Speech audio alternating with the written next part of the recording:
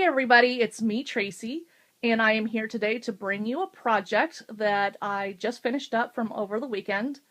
And I wanted to show you, before I get started, I wanted to show you what inspired me. As I was walking through the aisles of Michael's in the Halloween section, I saw this item.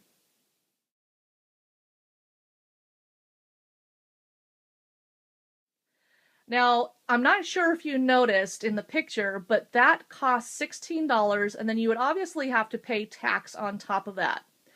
And I knew that if I came home that I can create something similar, but to my own taste. So that's what I did. Is I came home, I got all of my items together, and this is what I was able to create off of that inspired piece. So let me go ahead and explain to you how I went about making this. So the first thing that you're going to want are 3 hardcover books.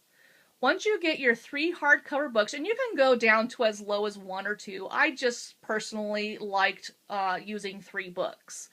But you're going to want to get your books, and on each one of your books, you're going to want to put 2 layers of black acrylic paint. And the reason why I like to put 2 layers is because I don't want any kind of color from the books showing through. So that's why I like to put 2 coats. Once that is done drying, excuse me, what you're going to want is you're going to get a white Sharpie paint pen. And my pen is the medium point pen. And you're going to want to write whatever it is that you want. In this case, I put spells and spirits, charms and curses, and also magic potions. Then once that is done drying, the one thing that I did purchase from Michael's is the skull. Now, I can't remember how much the skull was. I believe it was like $6 for the skull. And then I also had a 40% off coupon. And so I went ahead and applied that coupon towards the skull. And it's just a styrofoam skull, which is totally fine. And then what I did was, if you look at the crow and you look at the eye socket of the skull, you'll see what appears to be like eyeballs. Well, my daughter has like a drawer full of like craft supplies. And so there were like these little crafting jewels that she's had since, gosh, I think like preschool, and she's now 9. So we've had these things for like 5 years, and they don't ever seem to like disappear. What I did, and they were not red, they were like different colors. So what I did was I got some red acrylic paint, and I painted on top of the jewels.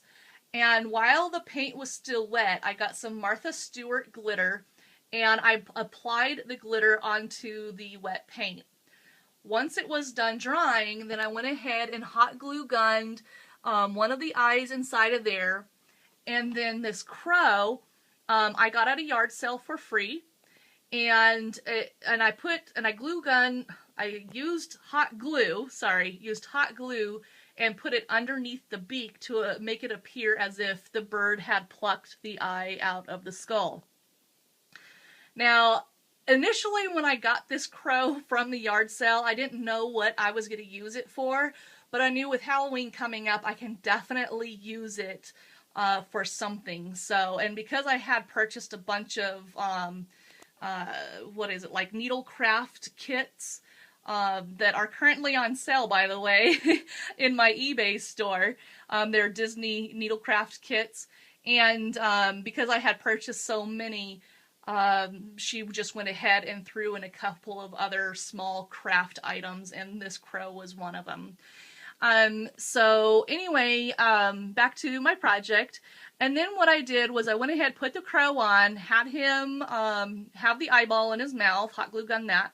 And then I had some moss. My daughter had a project, I believe like 3 years ago, that she had in school. And so the leftover moss, I never threw it away because I knew at some point I would be using the moss for some kind of project. And so I thought that this would be the best project to apply the moss to. Now I do remember that it was a little on the pricey side back when I purchased this a few years back, and I did get it at Michael's.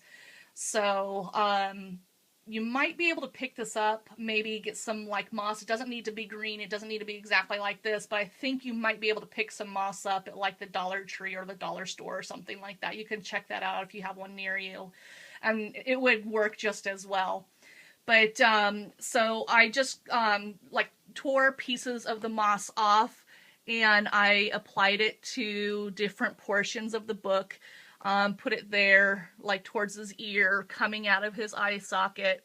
And then on the pages itself, what I did was I just got an ink pad, a brown ink pad, and just kind of inked up the sides of the books to kind of make them look age a little bit. And then if you notice here, I have those glitter spiders like I explained in my last video, and I have them sporadically all over the place. So where it looks like they're crawling up, just kind of like hanging out there on the moss and so forth. So that is my project. I hope you like it. I hope I've inspired you to create a Halloween piece of your own in your home. Please don't forget to like, comment, and subscribe. And if this is an item that you think your friends and family would like, then please don't forget to share. Thank you so much for sticking with this video all the way to the end. And until next time, thank you for watching. Happy crafting. Bye, guys.